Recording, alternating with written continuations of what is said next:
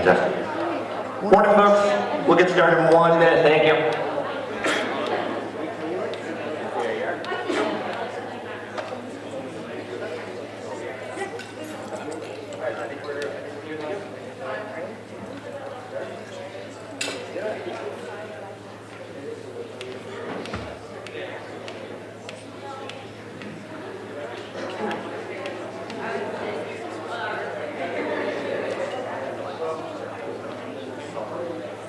Hello, welcome to Middle East and North Africa Day. My name is Ali and I'm a freshman. And my name is Nadeem and I'm a junior. Today is a day to hear from people of Middle Eastern and North African descent. During this vlog, we'll be having Jenna Amin, an Egyptian-American advocate for young women in the Middle East, North Africa region. And during Zilblat, we'll be having music and food. During F-Block, we will be holding a student panel consisting of students from many backgrounds. And lastly, during G-Block, we will be holding a migrant and refugee panel. During this block, we'll be hearing from Jenna Amin. She is a two-time TEDx speaker, UN panelist, and Harvard freshman. Jenna Amin is an Egyptian-American advocate and community mobilizer for young women in and from the MENA region. She has been recognized by Nobel Peace Laureate Malala for her work and was recently named to Arab America's 20 Under 20 list. Jenna has been featured in over 40 publications, including Now This News and Mary Claire Arabia, and her work has received awards from Spotify, Apple Podcasts, and the Chegg Foundation. Jenna's mission is to change the representation of Arab women and uncover what she knows each girl possesses, a vision and a voice. Please welcome Jenna Amin.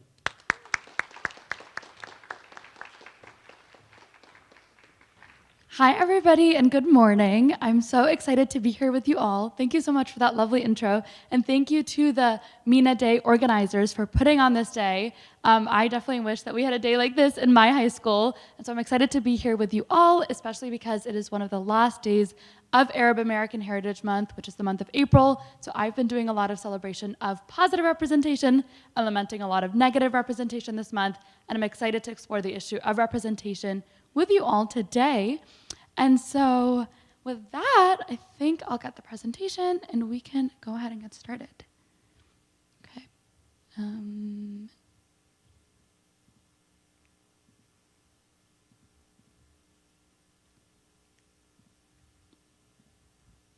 Perfect. So today I'll be talking a little bit about advocating for the MENA region, right? So the Middle East and North Africa region, what it means in terms of media representation, gender parity, and youth inclusion.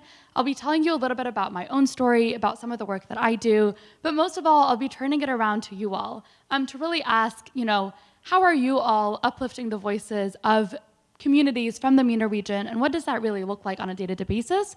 But also, how can you all become change makers in your own communities, for any communities that you care about? So a little bit about me, as the intro so greatly mentioned, I'm an Egyptian-American, proud Muslima and Arab. I'm a freshman at Harvard. I'm a global advocate for gender parity and changing the narrative around Muslim women, and I'm very passionate about the MENA region. So I grew up in Egypt, and I'll be talking a little bit about that experience and what the move to the US was like, but I'll also be talking a little bit about, how I've struggled with interacting with the US or Western society just because of my own background. Before that, I have to mention and admit that waking up this morning was a real struggle for this college freshman. So to any seniors who are listening today, please, please, please be so excited to have made it to senior spring and get very excited to be at college next year and get your sleep in. So let me start off at the beginning of my story. So in 2011, I was seated next to my Egyptian teta, or grandmother, and she and I were pounding, molding, and kneaded the kak, which is this Egyptian crumbly biscuit that you see here on the screen. And together, she and I would bake this kak to send to the protesters that we watched on television, who were protesting and demanding change just 30 minutes away from my grandmother's house.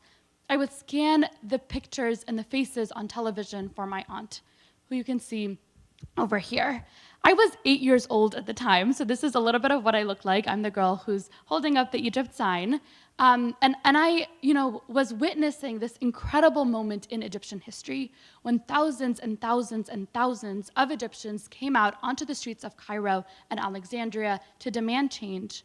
At the time, President Hosni Mubarak was in power, and he had been in power for 30 years. And so this was really a moment where Egyptian society came together to demand for something different. And at the age of 8, I felt like I was playing a role in that by helping my grandmother bake this kahk to send to the protesters on television. And that was a really pivotal moment in my life for 2 main reasons. First, because I saw so many women on television demanding this change. Women in bright red hijabs who were ferocious, impassioned, and empowered. And I knew, at that young age that I wanted to be just like them. To me, those were my role models. At the same time, the other thing that I, would come to realize about this moment in my life is that was one of the first times that I saw Egyptian women playing a role in creating change in society, even though that role was not necessarily reflected across in the media. And so, for example, women like my grandmother, who were playing a role in helping the revolution by quite literally feeding the revolution, their stories were nowhere to be found. And that realization would stick with me, and I would come back to it much later once I'd moved to the US. And so in 2013, my family and I moved to Milton, Massachusetts, which is like 25 minutes away from here. And that was a huge culture shock for me. At the time, I, was quite confident in my Egyptian identity and in my Arab heritage, but I had never really been challenged about it. I had grown up in a majority Arab space, and so the idea of having to defend my identity was really quite a novel one. And so all around me, in the media, but also amongst my friends, I was asked bizarre questions. Questions like, does your mother go to school? Questions like, is your mother allowed to drive? Questions about whether I took a camel to ride to school when I was in Egypt. Which, a camel sounds like really cool and awesome, but definitely did not reflect my experience. And so dealing with these misconceptions amongst my peers, amongst my teachers, and most of all in the media was really challenging at first, and it felt isolating. I felt alone. And there were very few Arab or people from the Middle East that I could turn to at my school. Worse than that, these were some of the headlines that I saw, and maybe there are some of the headlines that you all have seen, right? And so the representation around the Middle East is so often quite negative, right? And so very often it is, asks us to think about the Middle East as a conflict zone, as opposed to a region of the world that has people, that has culture, that has history and tradition. And so over and over again, every single time I opened my phone, every single time I opened my Instagram, I was met by headlines like these, and I was told by the media that my culture had to be reduced to a headline as these. At the same time, though, I had all these Muslim Middle Eastern women in my life, right? And I think there was this huge disconnect between all these headlines that I was reading, between all this representation that I was consuming, between all the questions that my friends and teachers were asking me, and the women, the incredible women that I knew in my world. And so here on the bottom, it's at the left, you have Dr. Ala Barabit, who's an incredible UN advocate for gender parity and global health in the Middle East. You have Malala, obviously, who's an incredible Muslim woman who many of us look up to. But you also have at the top there my mom, who's the CEO of a technology company, and amazing, and I've looked up to as a role model since the beginning. But I found myself in this moment, especially once we'd moved to the US, being like, wait a second, there are all these incredible women in my life, but why am I not seeing their stories anywhere at all? And so that's when I kind of turned to storytelling. I didn't know it at the time, but in every single classroom, at every single opportunity, I did my best to share my story, the story of the Muslim women and women from the MENA region that I knew, my own story, the experiences that I knew and had grown up with my classmates, with my teachers. And I was really surprised to find that so many of my classmates were really receptive to these stories. Slowly by slowly, I saw a shift happening where they were no longer asking me questions like, does your mother know how to drive, or do you take a camel to school? But they were really approaching the topic from a sense of curiosity. They'd ask, what was your life like in Egypt? Tell us. Or how do you grapple with issues of gender in the Middle East? And so these questions were much more open-ended. They did not assume that there was something inherently different about the MENA region, and they were not brought out of an incredible, I think, they're really just questions that emerged from curiosity. And I think, I would encourage you all, if you're not from the MENA region, approach the MENA region with a sense of curiosity, with a sense of wanting to learn more, because I think that's really at the root of learning about any other culture. And so, like I said, I began with storytelling in the classroom. I began with telling my story to the people that I knew, the people in my direct community, but I really soon realized that that was not enough. I was doing what I really hated that was being done. I was telling only one narrative, right? Because I'm just one person. And so I can only speak on behalf of myself. I can't speak on behalf of a whole region. I can't speak on behalf of a whole peoples.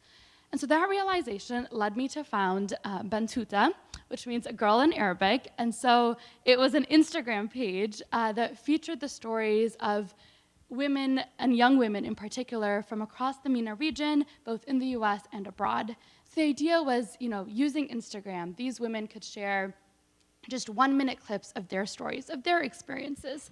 And that way we'd be collecting the experiences of so many young women and sharing them with young people across the country. And that was really the idea behind Bantuta. And I think, one of the moments that made the power of representation click for me was when I met someone, showed them Bantuta. They watched some of the videos and they said, wait a second, you all have so many different experiences. And I said, yeah, of course, right? Like every person, like every group of people, you can't make categorizations, you can't make generalizations. And so I think the realization that, just like any other peoples, people from the Middle East have really different perspectives and experiences to share, very different and important stories to tell, was a realization that I've carried with me today and that I hope you all walk away with. So after Bantuta, that was one of the first moments where I saw myself in a position to create change. And so I kept asking myself, how else can I create that change? And so, in the 7th grade, I was asked for a school project to create some sort of social change statement and mission. And so as I was thinking about my own experience as an Egyptian American woman, as I was thinking about the experiences of so many other Egyptians I knew, I realized that one area that really needed to be worked on in the Middle East was that of girls' education. As many of you probably know, there are thousands and thousands of girls around the world today who will never go to school, they'll never learn how to read, they'll never know how to write. And just those skills, just the ability to go to school is such a privilege, and it's a privilege that I think so many of us in the US take for granted, right? I know I've complained about going to school, my share, and I think so many of us have because we don't realize that it is such a gift and such a blessing. And so thinking about the issue of girls' education, I decided in the 7th grade to team up with an organization called Heya Masr, which means She is Egypt, and they work in Cairo with girls from underprivileged slums, and they basically run various workshops for them. So workshops like they give them nutritional training, anti-sexual harassment training, and self-advocacy training. And so I traveled to Egypt to visit my family and ended up filming a video with Heya Masr in one of their classrooms for an Indiegogo campaign. And so that's basically like GoFundMe. And so the Indiegogo campaign ended up raising over $6,000 here in the US. And it was really a way for me to raise awareness about an issue that I cared about in the Middle East, but to also connect the Middle East and the stories of so many girls in the Middle East to the stories of so many people here in the US. And I think one of my favorite stories that I'm going to share with you all today is from Heya Masr. And so at the time, I met a girl named Amani. If you check out the video, which is still up, if you just search Heya Masr Jana Amin, you'll find it. But so Amani is featured in the video, and she at the time was 13. Her sister had gotten married at the age of 15, and by the time she was 20, she had had 5 kids. I'm just going to let that sink in for a second. I don't know how old you all are, but I know I'm only 18 right now, and so to think that in 1 year's time, I would have had 5 kids and be already married is insane, right? At the same time, Amani, especially because she'd undergone this workshop training from Heya Masr, knew instinctively that that was not the path that she wanted. And so with the help of Heya Masr, she went to her parents, told them, you know what, I love going to school. My dream is to become a lawyer and to help other girls in our community. Please, please, please let me go to school. And just like that, just by convincing them, just by having that conversation and advocating for herself with the help of others in her community, she was able to convince her parents not to send her to school. And she actually ended up going on to college to become a lawyer. And I think that's just, one example of how educating a girl can transform communities, right? And I think that's especially true in the MENA region when so many women take a really huge role or play a really huge part in helping their families and supporting their families, but they're just often not given the credit they deserve. And so I share this story because I was in the 7th grade at the time, and when I look back, I'm like, wow, she did that, right? But I think so many of us here often assume that there's not that much we can do, especially for issues that seem far away from us, right, in the Middle East or abroad.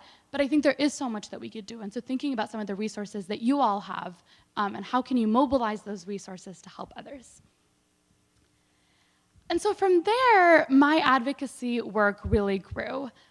So I began to see myself less, as an individual person, but more as someone who could really inspire change in others. And I think that shift was what really allowed me to begin using my love for public speaking. I've always been a chatterbox to help others. And so going on things like the TEDx stage, hosting various exhibits about Muslim women and women from the Middle East, dismantling the conception and the misconception that everyone from the Middle East is Muslim or everyone in the Middle East is Arab. That's also not true. And thinking about the role that I played in upholding certain narratives and dismantling others. And I think that's something that we can all do, right? So ask yourself, whose stories are you telling? Whose stories are you uplifting? And who's not at the same table that you are? And I think by asking ourselves those questions, we can do a much better job of making space for others and really centering the voices of those most marginalized so that we can create change in the communities that we care about.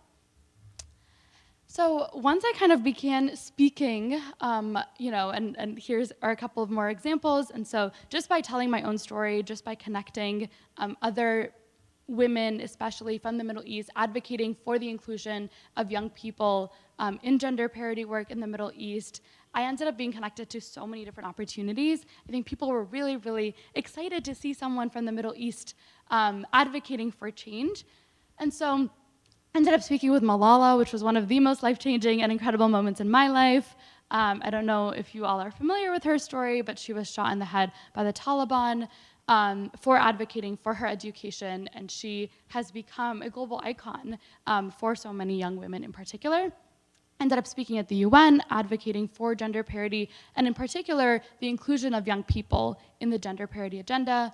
And I've continued to do all this work to this day, but I think, what I found while I was doing all this advocacy work was that people took me to be unique. They were like, oh my gosh, we love to see a Middle Eastern woman finally doing all this work. But I was like, you're not listening to me. That's not what I'm saying. I'm representative. I think there are countless young women across the Middle East. There are countless young people, period, across the Middle East who can tell their stories if they're given the resources to do so. And I think remembering that I am not exceptional in any way, that I am simply representative, and that I've simply been given the resources and the community and the support system to be able to be here with you all today is really important, because I think so many of the misconceptions we have around the Middle East stem from saying things like some of those comments I got, which were all, really well-meaning. Like, people just wanted to compliment me, but it was not a compliment. It's not a compliment if you're putting down so many of the people I come from and so many of the young women that I know that I'm lucky to call my friends and my family. So then let's fast forward to 2020. Like so many of you all, I was stuck at home. I was thinking about what am I going to do for my birthday? And I was turning 17 in a couple of weeks. And I'd seen so many virtual birthdays that honestly seemed really sad to me.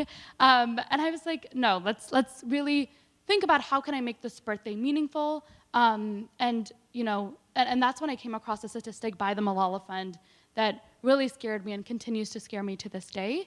At the time, the Malala Fund estimated that over 20 million girls would not be returning back to school because of the COVID-19 crisis and the economic consequences of that crisis.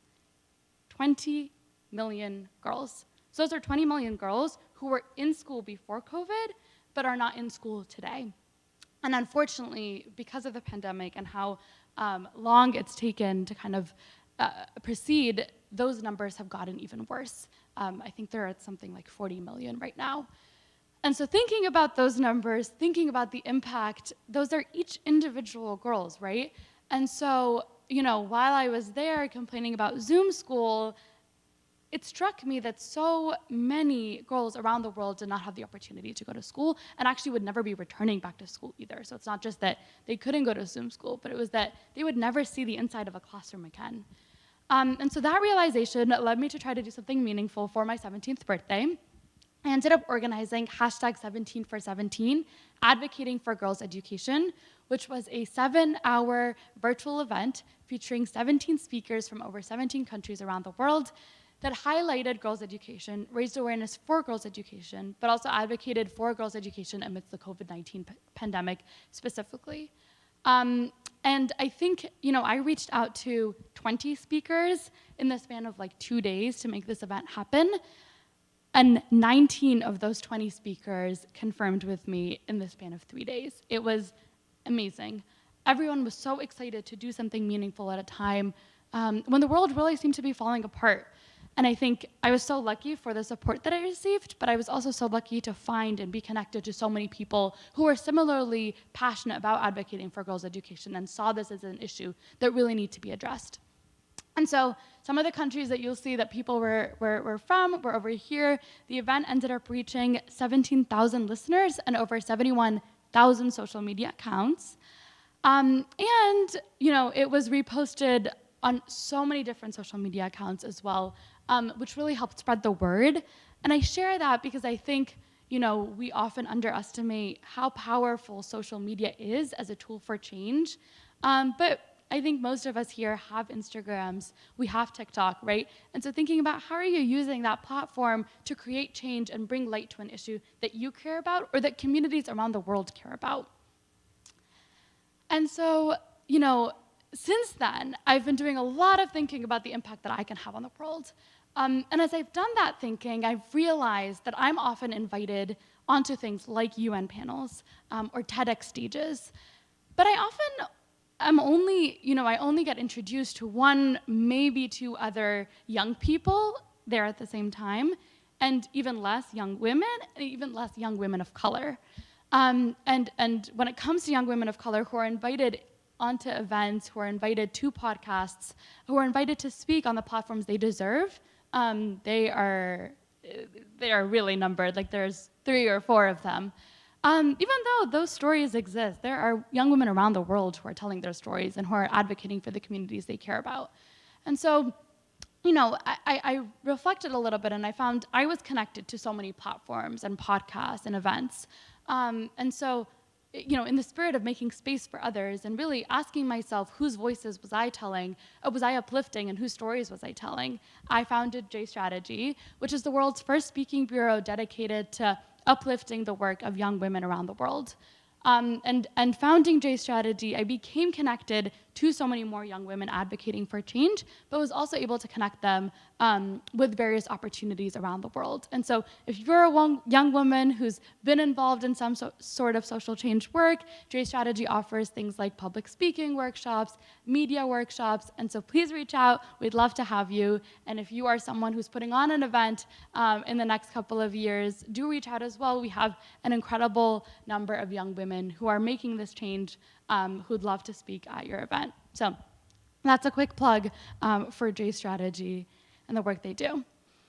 But that really brings me back to you all, right? And so every single one of you sitting in this audience today, whether you're joining us in person or virtually, you have power, you have influence, right? You have your unique experience, and that unique experience has enabled you to be the person you are today with the story that you have today.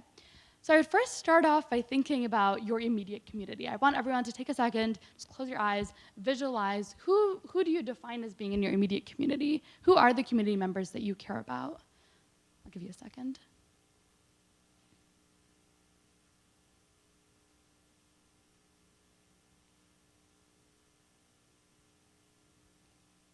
Okay, awesome.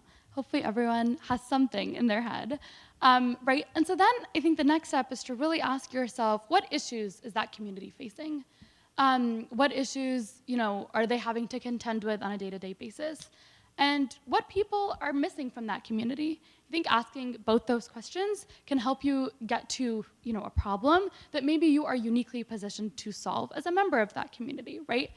And so thinking about both the influence that we hold in certain spaces, but also how we can bring others to those spaces is a really important way to create meaningful change in the world. And so for me, as I've mentioned, right, that's centered around those communities, centered around communities of Middle Eastern women or Muslim women. And that's much of the work that I've been doing to this day, and it's something that I come back to over and over again. And I think that's kind of the first step to building your mission statement, to finding your purpose, is really to asking yourself about the communities that you're a part of and the issues facing them. And then I think the next step really starts with each and every one of you. And so, for me, it meant asking myself, what talents did I have? What was my unique expertise? Every single one of you is a member of Gen Z, and so you automatically have unique expertise as a young person. You can speak to the youth experience like none of your teachers can, like none of your adults can, like none of your parents can, right? And so I think really focusing and honing in on that youth experience and how it gives you power is one of the ways in which you can start to create change in your own communities and circles, whether it's at school, whether it's at home, whether it's in your town, wherever it is. And then I would really encourage you all to think, how can I connect my unique talents, my unique experience to the communities that I care about and the issues that maybe you've identified at this point, right? And so for me, that was like, well, I love to speak, I'm always speaking. How can I connect public speaking and use public speaking for good? But for someone else, it may be that you are an incredible painter.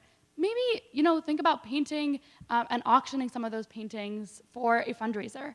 Or maybe you love to bake. Why don't you bake some cookies and see, or create a recipe book, for example, that features the stories and recipes from people around the world or from a particular marginalized community.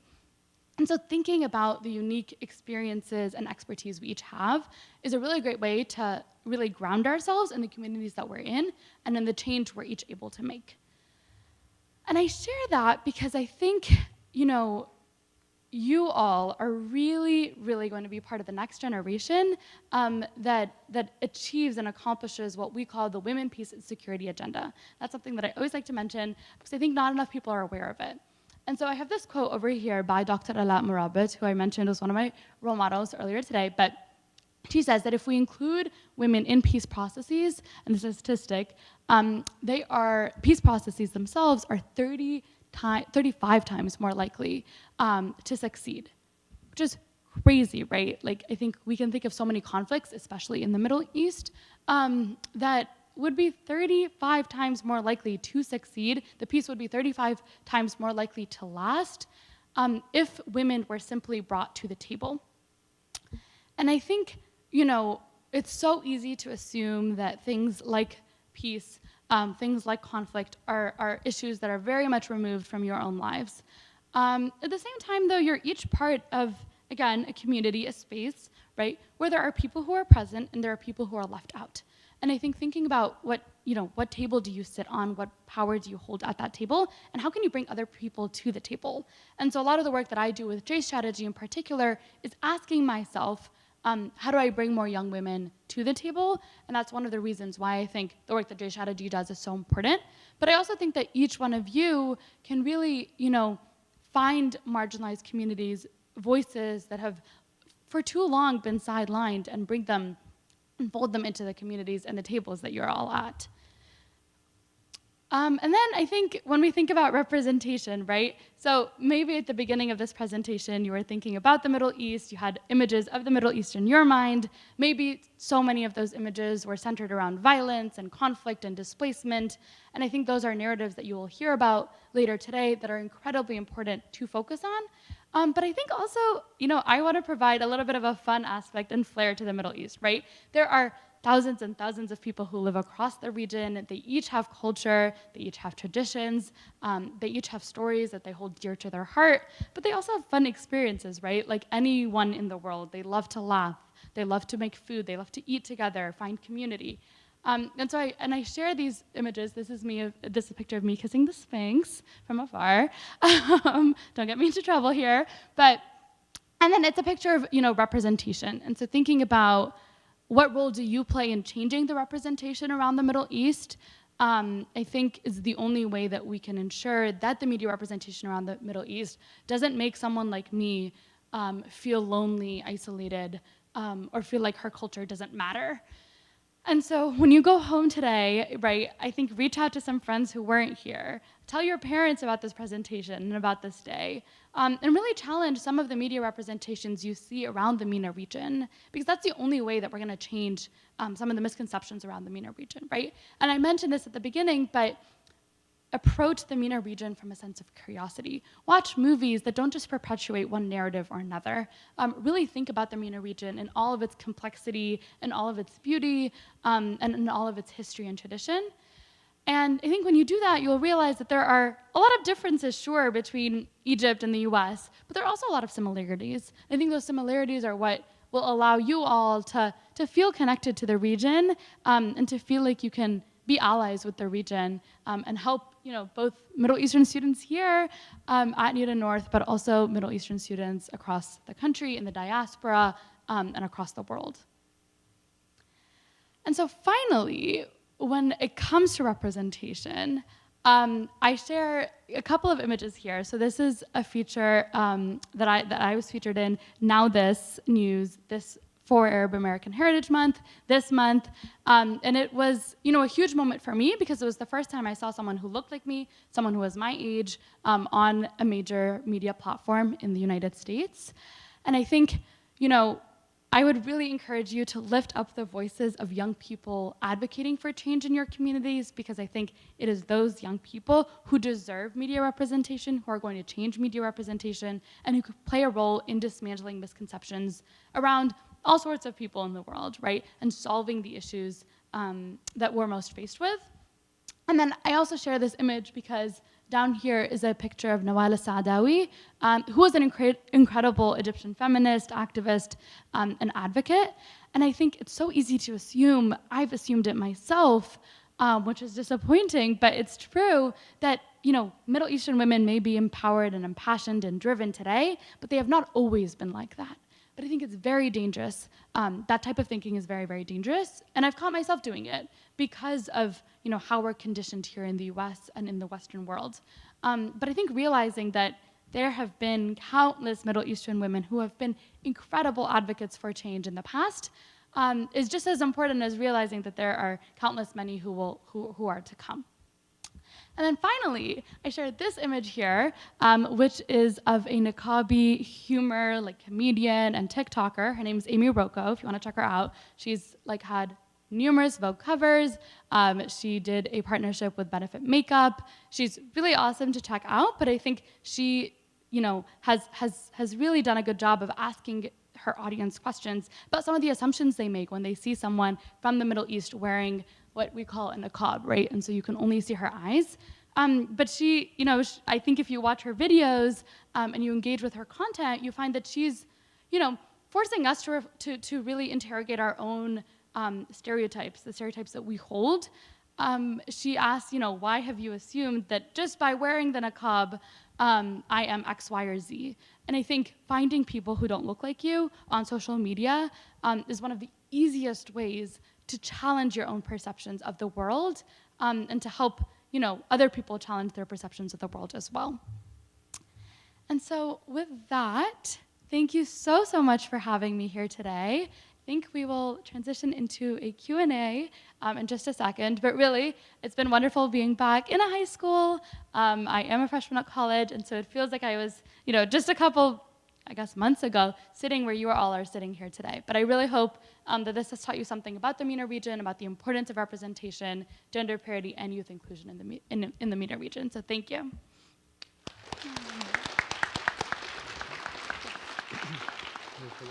QR code. Perfect.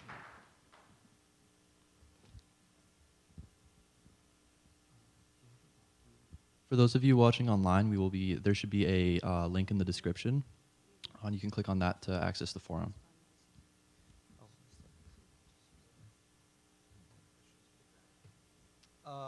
Yeah, so we'll be having like a QR code that you guys can scan.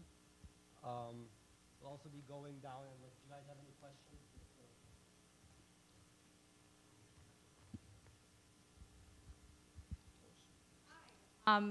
I'm right here, but it was really great hearing you speak, and I was wondering if you have found any affinity spaces at Harvard or groups of people that you've aligned with, that you've worked together with over the last year, because I can imagine that that's something that you would find there, and I was wondering what your experience with that was. Yeah, definitely. So I would say that there are definitely spaces, or Harvard does a good job of providing affinity spaces and just spaces for people of various identities to connect. So I'm very involved with the Society of Arab Students at Harvard, as well as the Harvard Islamic Society. I would say, however, my caveat to both those spaces is that they're not necessarily focused on advocacy, right? And so they're very much social spaces, spaces where you can practice your faith or talk about culture, share culture, but they don't do a lot of work advocating for those identities in the Harvard community, and they definitely don't do that work advocating for those communities beyond the Harvard world. And I think, that's something that I've struggled with myself. So thinking about like, how can I force some of these groups to play a more engaged role in creating change, right? We have a responsibility to so many people in the Middle East as Arabs. And so how can we make sure that we are uplifting the voices of Arabs on the ground, being thousands of miles away at an institution like Harvard, right, which has so much money and resources that many of people's relatives don't have. And so thinking about that privilege and the role that we play. So I definitely think it's a work in progress. And I also think, I think I would encourage you all to look for spaces that combine maybe your identity with advocacy. And so one of the communities that I've loved engaging with is called the Council on American Islamic Relations. And they do a ton of advocacy work specifically, so work in the policy space, work with government officials, and Islam. And so thinking about the connection of those two, and so they do a lot of work uplifting the voices of young people who are working to create change within Muslim communities, but also advocate for change in terms of representation of Muslims. And I think, that connection is where the change happens. It's not enough to be in a space, I think that is all Arab or all Muslim, and I think that applies for anything. You can find strength, and you should draw strength and power from those spaces. But I don't think that those spaces inherently by themselves are enough if we're not using them to really create an impact on the world that we want to see. Yeah.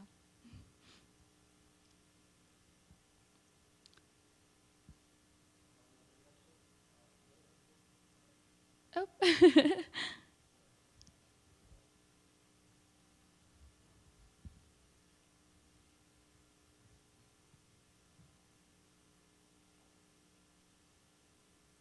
Oh, also, can you introduce yourself with your name, just so I know who I'm talking to? I know I was coming up with one. Hold on. Come back to me again.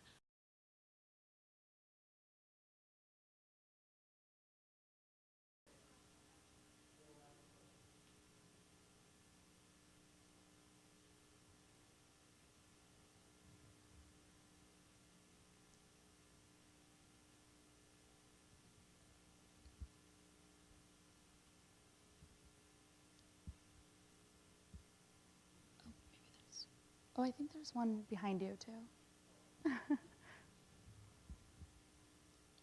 Hi, my name is Josie. So when you created J Strategy to help public speaking and inspire public speaking, do you teach public speaking for that? And how did you besides you loving public speaking, how did you learn that and want to teach it? Yeah, great question. So I began public speaking, I would say around the 6th grade. And I think because I started in the 6th grade, it means that I've been practicing for years and years and years. And so I did not start off as the public speaker that I am today. And I think I still have a lot to work on in terms of public speaking. Public speaking is one of those skills that you forever have something to work on. But I learned public speaking primarily through my school's speech team. And then through there, I was connected to a number of mentors who worked to coach public speaking. And then that's kind of how I developed some of my own public speaking skills. And I think especially the opportunity to give my first TEDx talk was a really big one because it allowed me to like practice some of those skills. They had a whole team who was basically critiquing my public speaking, critiquing my delivery, critiquing the content, and trying to make things more accessible, more understandable, but also more engaging to my audience. But I would say my biggest advice to public speaking is honestly practice as much as you can. Like even if it's for a really small like presentation in front of your class, I think just starting off by like being confident, questioning when am I using my gestures, how is my vocal intonation changing, how am I making this as engaging as possible to my audience, even if it's just your classroom audience, is a really great like way to get yourself critically thinking about your own public speaking skills, which will then translate into public speaking for bigger audiences. And then I think Dre's strategy, so I do host public speaking workshops for some of our speakers and provide them with like mentoring in terms of developing their talk track, developing media interview skills, et cetera. But we also have a number of mentors who our speakers can basically use and get in contact with that offer them public speaking advice and skills. I would say I think for me personally, one of the things that's been most transformational for my public speaking is, weirdly enough, like just saying things out loud. I think not enough of us practice out loud. Like we'll often like skim over our presentation or be like, yeah, like great, like it's all there. But I think like really challenging yourself to go without a script at all, to say things aloud, to just walk around your house and like blabble, babble, babble, babble, babble will get you in, it'll become a muscle almost, right? Where public speaking is no longer something that you're stressed about or something that you're like really intensely thinking about, but it's something that comes to you as second nature. Hope that helps.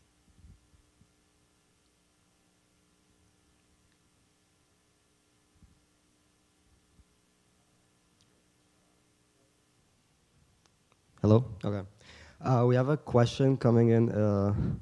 It says, I'm glad that Egyptian iconography has been more included in pop culture. Have you seen Moon Knight yet? Yes, I have seen Moonlight, great movie. I would say I totally agree. I think increasingly like pop culture in the US has begun to fold in various like people from the MENA region. So Moonlight's a great example of that. I don't know if any of you have seen the TV show Rami, but it features like Rami, who's an Arab American, Egyptian American actually, actor. He's won a number of awards for that show. Recently, I don't know if you saw, but there's a really famous Egyptian song that went into the latest Marvel movie. And so that's all just like Egypt, but I think across the MENA region, there's beginning to be, I think, inclusions of that in mainstream media, just like pop culture. At the same time, though, I think like all of those people I just mentioned are men. And so thinking about like, where are the women? Women create a lot of pop culture in the region, but like, why aren't they making it to mainstream media in the US? And like challenging some of that. I would encourage you to look, I don't know if anyone has heard of her, but like Fauzia, she has some really famous like TikTok songs, but just songs generally. She's Canadian Moroccan. She does a really great job of like challenging, I think, some of our misconceptions around the region and around Morocco specifically. But artists like her, who kind of combine, or are both like Middle Eastern, but also are women, combine that gender aspect. And so just thinking about like, whose content are we consuming? Yeah. There's one here and there, yeah. So my question, so it sounds like you hosted and ran a whole bunch of really awesome events and gotten to speak with a whole bunch of really different influential people throughout the course of your life. So I'm curious, are there like any people who have been like most impactful that you've gotten a chance to listen to who have like really inspired you in your work going forward? Yeah, that's a great question. Thank you. I would say, honestly, the first person who comes to mind is my mom.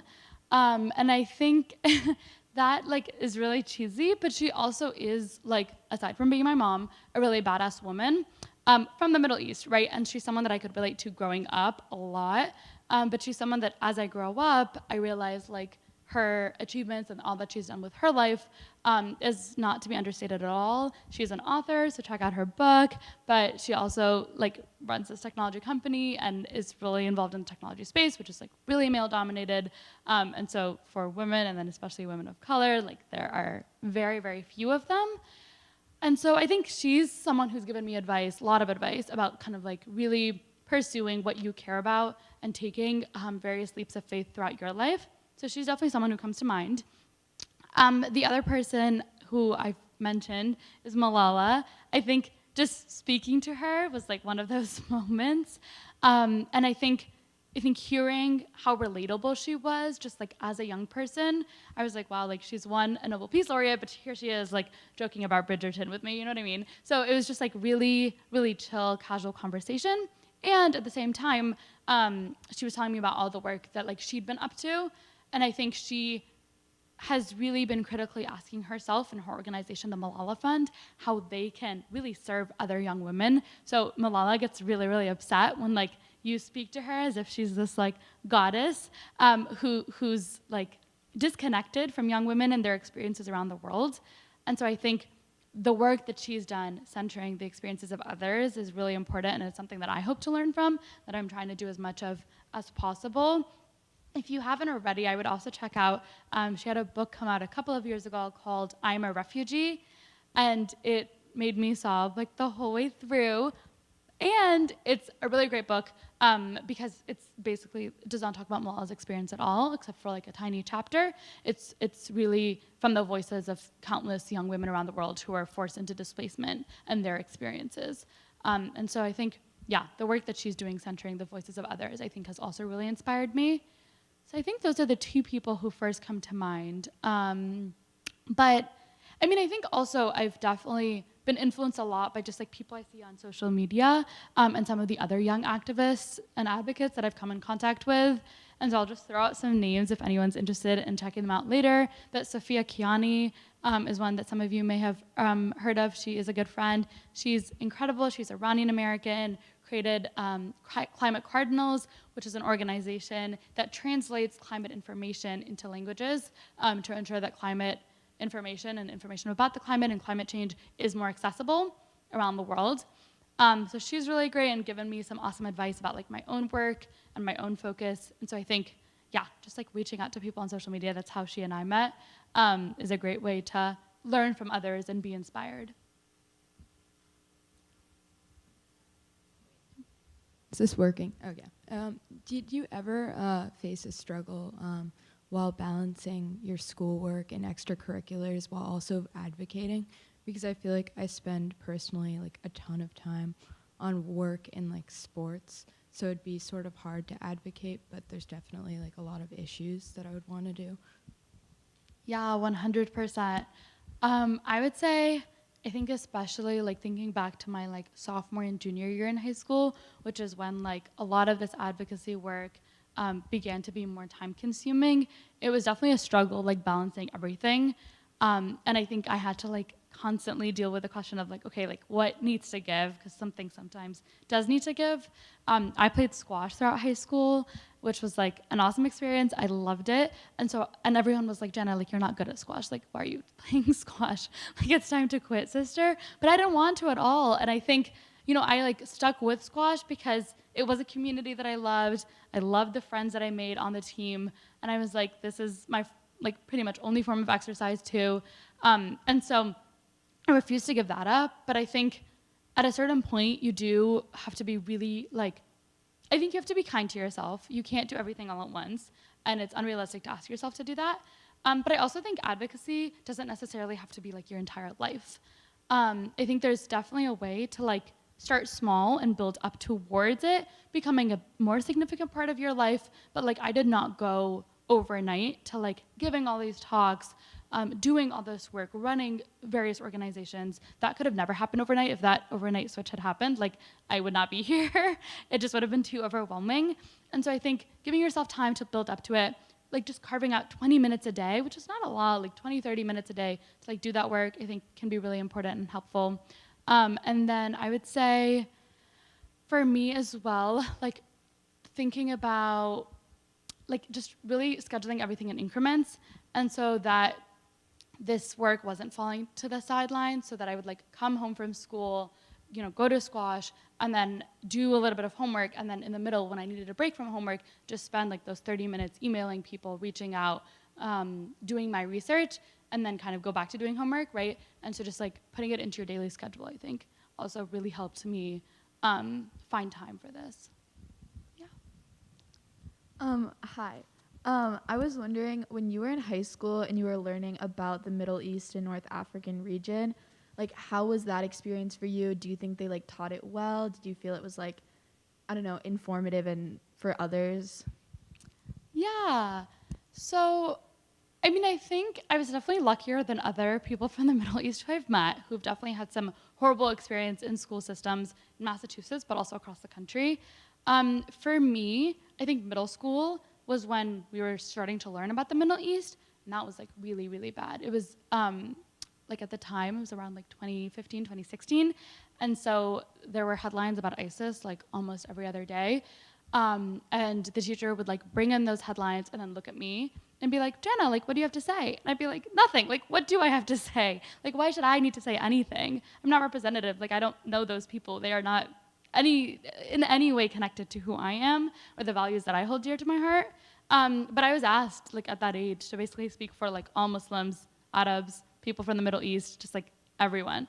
And so I think that was not well done. I do think that since then, though, I've had increasingly better experiences in the classroom. People still look at me to like share my own experience, but I think there's a way to do it where it's like complementing the information being shared in the classroom. And I think teachers have done more work in recent years to like educate themselves about the region and to learn more about the Middle East and the history of the Middle East and the complexity of the Middle East and really engage with like Middle Eastern culture and traditions. And I think that's helped them bring in Middle Eastern culture and history into the classroom in a more positive and constructive way. So they're not just, I think, like, I don't know, they're not just looking to me to explain everything because I don't know everything, right? I think that at the same time, like, I don't think there are enough resources given to teachers in the classroom that really help them like engage with the Middle East specifically, like in a very non-Orientalist way, right? So when we talk about Orientalism, it comes from Edward Said's theory, but basically it's kind of this idea that like knowledge and the construction of knowledge and the production of knowledge has power. And I don't think, you know, there's enough of bringing that in around the Middle East to really ask like what narratives are we telling about the Middle East? And I think, you know, the more that teachers do to fold in the experiences of students in the classroom, but to also like bring in examples of pop culture, right? To bring in examples from the region itself, from people in the region themselves. I think that's the way we're gonna like really shake it up in the classroom and make sure that like people from the Middle East who are sitting in their seats at their desks feel represented, and they don't feel like they need to speak for like an entire community. I was really struck by your quote about the fact that when women are involved in peace processes, they're much more likely to succeed. And yet when we look around the world, including the Middle East and North Africa, there's still a really striking absence of female voices and female faces. And I'm wondering how hopeful you are that your generation might be able to change that, and how are you going to do it? Yeah, I mean, I think I should turn that question back to you, right? Like, as a teacher, how hopeful are you? I think, like, for me, I'm hopeful in the sense that I know there are so many young people who are making this a priority. And I think that makes me hopeful. At the same time, I think that there's not enough, first of all, not enough people know the statistic in the first place, right? And I wonder, like, what the impact would be if this was something that was, like, taught in schools. This was something that was, like, really made a policy objective in the Middle East specifically. Just because when we think about conflict, like, that's where our mind, unfortunately, usually goes to. But I also think, you know, I think at the same time, like, adults, or just generally, like, there are generational cycles, right? And so what we learn in schools, what we learn from our parents, that ends up affecting and influencing the way that we interact with the world.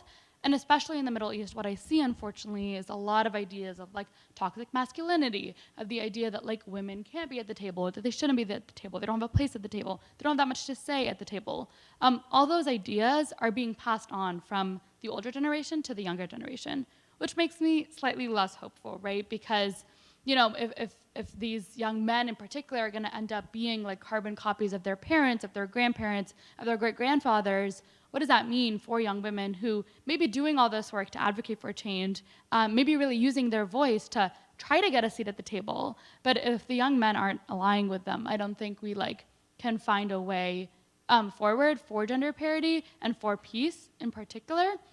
I do think, however, there have been some really incredible examples of the women, peace, and security agenda where women have been very intentionally placed around the decision-making table and around the peacemaking table in particular, and peace processes have succeeded as a result. Some of those examples come from Liberia, from South America. So I think the more we study those examples, the more we make those examples salient and visible, the more hopefully the Middle East will become inspired from those examples and really work to include women in those spaces. From the chat, do you see yourself writing a book in the future? Oh, fun question.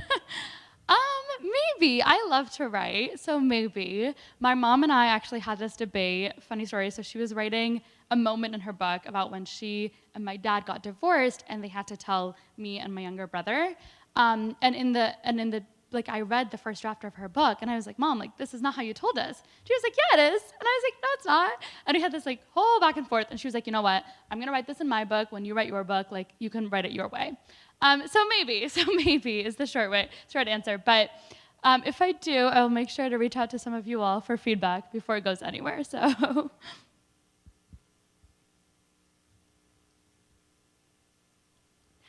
So, when you went to Egypt to visit your family, have you personally met any young girls or girls in general, whether in your family or family friends that were inspired by your work? Yeah, so a lot is the answer. I think, so one story comes to mind specifically, but I was walking in a mall with my friends recently, actually over winter break when I was visiting family back home. And I look horrible, I'm literally just walking around the mall.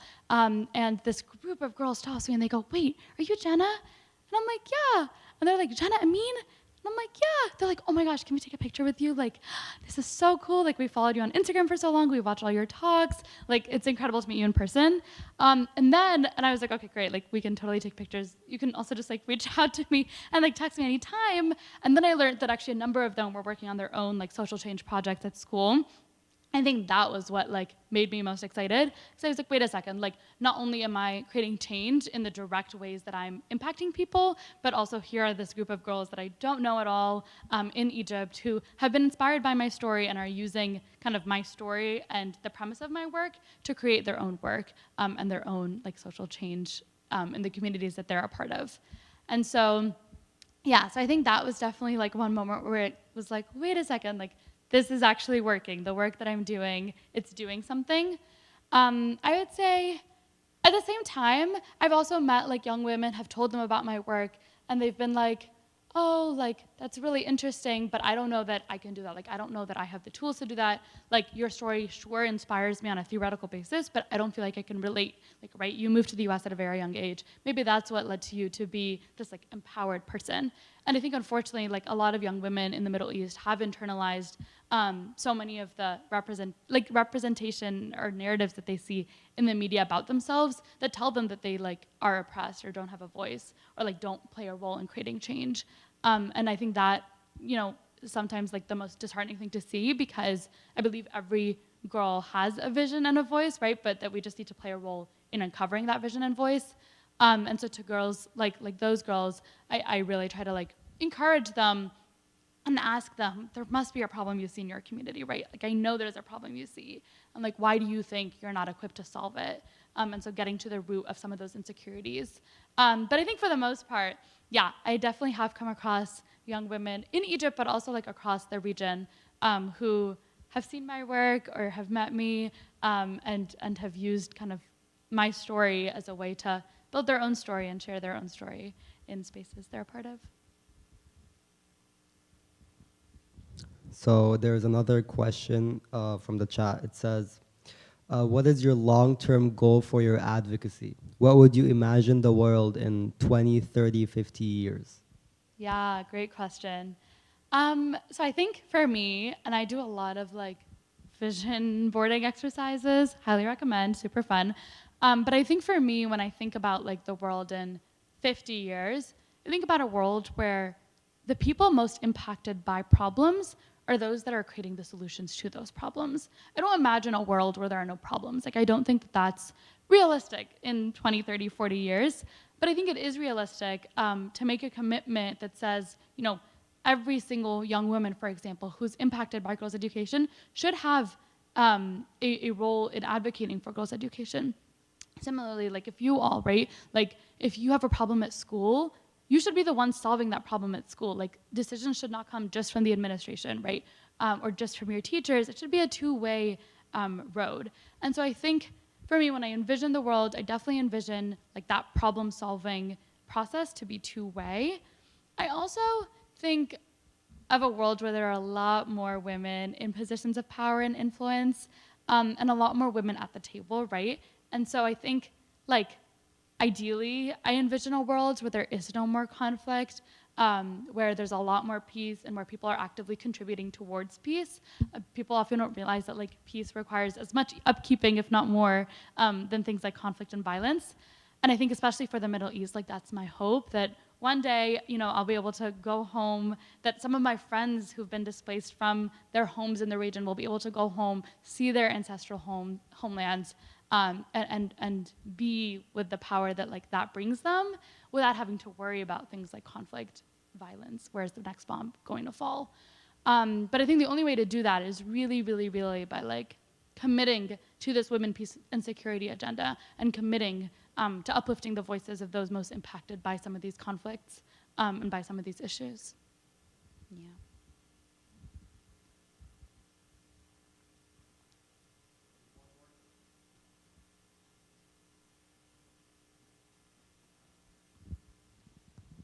How do you get motivated to, I guess, keep working on it? You know, I know that for me, it's like, I do other stuff, but at the same time, it's really hard to get motivated to actually work on the thing and commit, especially when it's an intimidating goal, you know? Yeah, for sure. I think for me, being motivated and being consistent with my work has come from like not setting huge expectations. Like no one's gonna solve world hunger overnight. No one's gonna solve gender inequality overnight. Like you're never gonna solve, and some of these problems, like especially when you read about them, become really overwhelming. It's like, oh my God, there are so many issues in the world. They're all huge. Like I can't.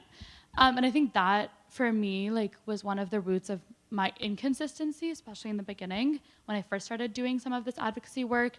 I think since then, I've really tried to ground myself in the little wins that come from this work. And so even things like someone like commenting on an Instagram post and being like, oh, like love this, or like this has inspired me to do X, Y, or Z.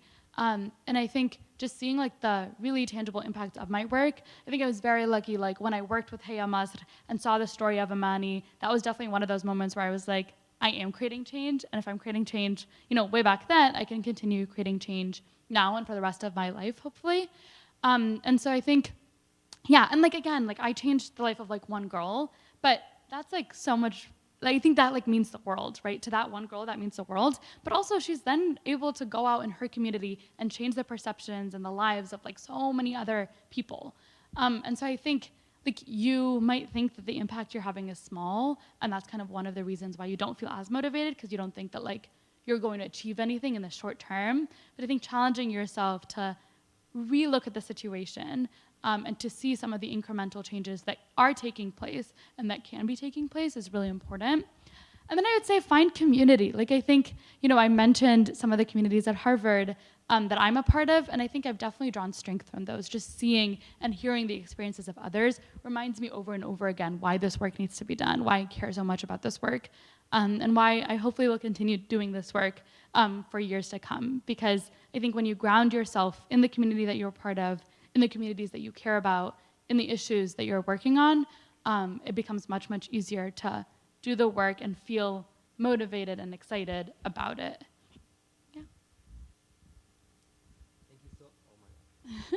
Thank you so much, Jenna. Please give her a round of applause. Thank you. Oh, one more thing. One more quick thing as well. If you want to stay in touch with me, I'm very accessible on social media. So my Instagram handle is JANAAMIN03, like 03, which is my birth year. But yeah, so I would love to stay in contact or hear from any of you all about the work that you're doing and if I can support it in any way. Thank you.